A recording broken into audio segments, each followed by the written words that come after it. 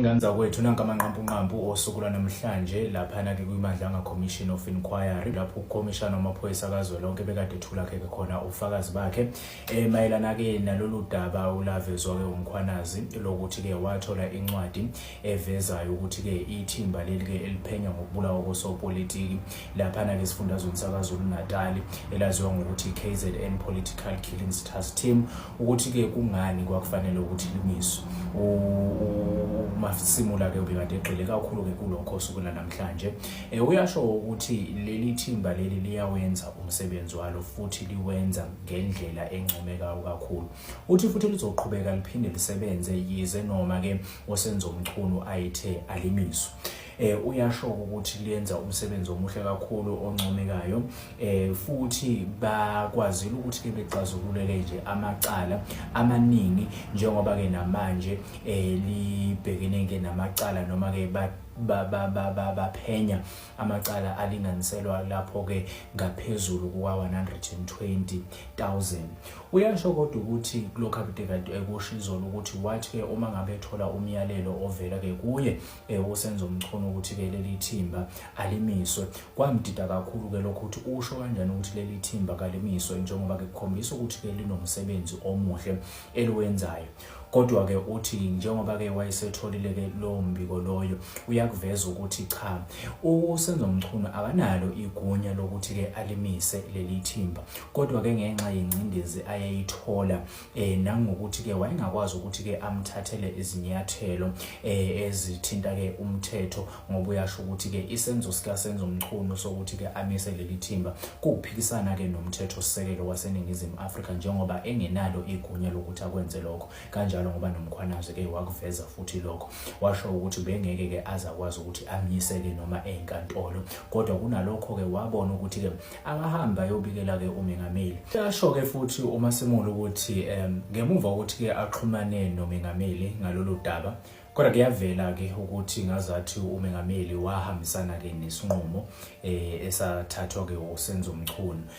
kwabe ke sekuphoqeleka ke ukuthi ke leli thimba limiswe kodwa izathu eziphathekayo ukuthi kungani kufanele limiswe azange zizivele kuze kube namhlanje akazazi kodwa ke ngokubuka kwakhe njengokhomishana wamaphoyisa uyasho ukuthi impela ngazathi ke ukumisa kwaleli thimba ingoba engangabazi ke ukuthi ke usenzo umchunu nakho ke ukushomana no Brown Obamkhotsi lo so business ke walapha yana ke eNorth West kanjalo ke futhi no Vusumuzi Kate Matlala kanjalo ke futhi no Deputy Police Commissioner uShedrack Sibiya uyasho ukuthi laba nje kahle kahle bayisigungu esisebenza ke ndawonye ebasola ke nabo ngokuthi ke kunenkohlakalo ke abayenzayo futhi ke akaqonda ukuthi ke kungani abantu abangesiwa amaphoyisa beqhambukele kangaka ke emsebenzini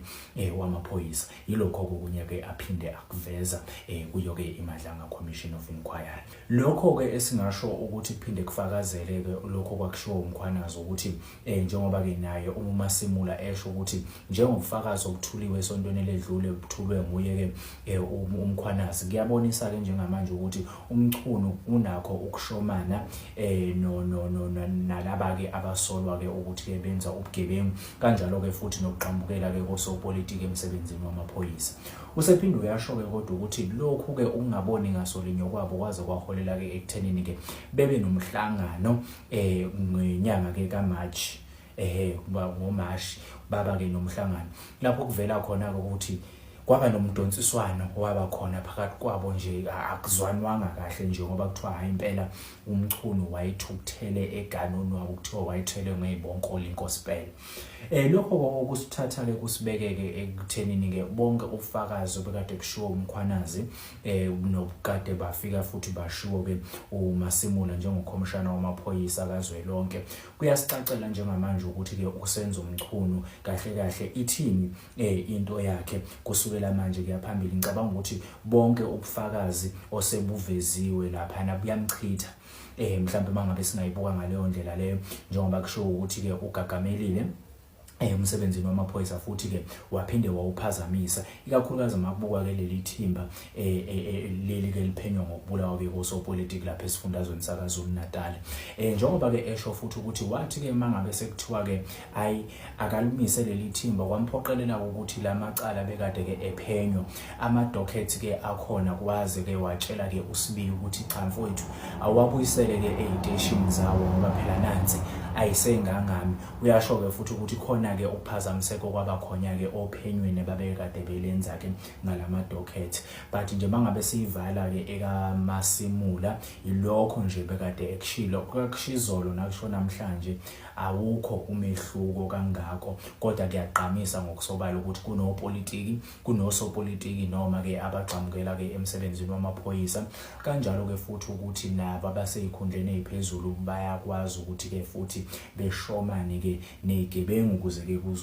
kuzophazamiseka ke umsebenzi wamaphoyisa. Uphinde washo ukuthi kubhlungu ke lokho njengoba nomkhwanazi washo wathi kubhlungu ke lokho ukuthi kwenzeke njengoba ke umphakathi awusophinde ubathembe abaholi bawo, angeke futhi ke uphinde uwathembe umsebenzi wamaphoyisa. Yikho okwenzakalile ke lapha yana kwiMadlanga Commission of Inquiry osukwini lanamhlanje.